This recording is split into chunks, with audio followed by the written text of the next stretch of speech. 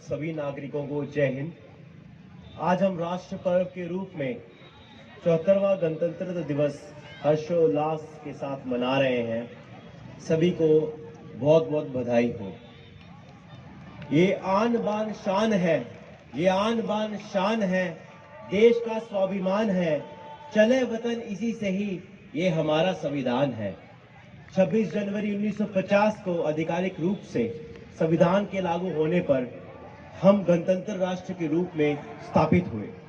तब से लेकर आज तक भारतवर्ष दिन प्रतिदिन तरक्की कर रहा है और विश्व के श्रेष्ठ देशों के पंक्ति में खड़ा है। संविधान के बारे में कुछ और पंक्तियां बोलूं तो दर्जनों भाषा, सैकड़ों विधि, हजारों विधान है, जो जोड़कर हम सबको रखे वही तो संविधान है।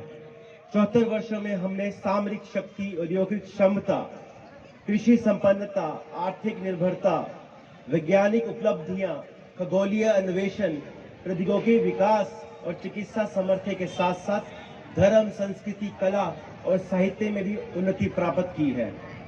किसी भी राष्ट्र को मजबूत करने के लिए उसकी सबसे छोटी इकाई उसका नागरिक होता है। नागरिक का आचरण परिवार और समाज दोनों को बल देता है, अथवा वो बल एक राष्ट्र को मजबूत करता है।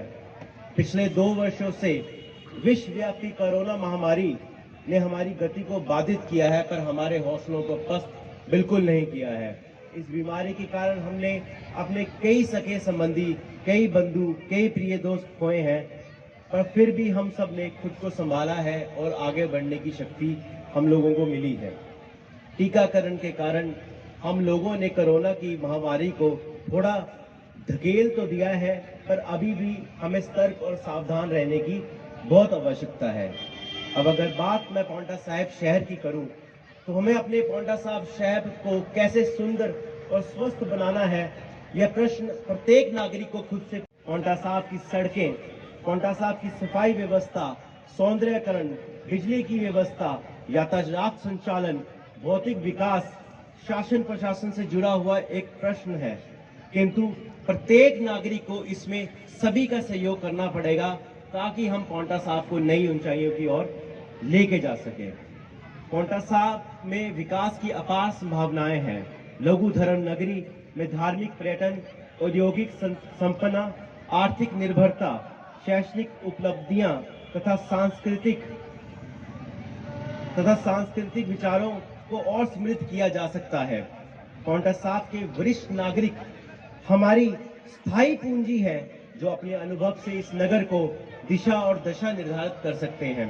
युवा शक्ति अपनी ऊर्जा से, सामर्थ्य से, अपनी रुचि और प्रतिभा के अनुसार नए नए क्षेत्रों में नए नए कीर्तिमान स्थापित कर सकते हैं। और विद्यार्थियों से मैं कहना चाहूंगा कि वे शिक्षा, खेल, साहित्य के साथ साथ विज्ञान और संस्कृति में भी अपना अद्भुत पराक्रम दिखाने के लिए हर अवसर को पकड़ें।